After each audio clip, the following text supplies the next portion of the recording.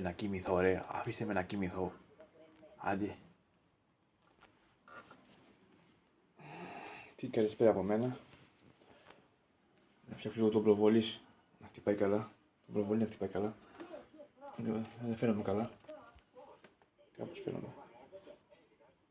Μια γλυκιά καλησπέρα. Εκείνη και βράδυ. Από τη γατούλα μου σας έδειξα πριν. Η άλλη είναι από πίσω μου.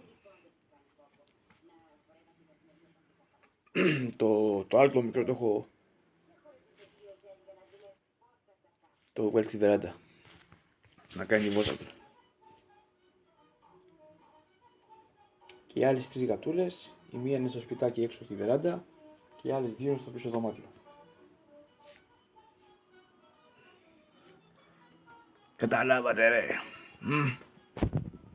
Καταλάβατε. Άντε καλό σας βράδυ.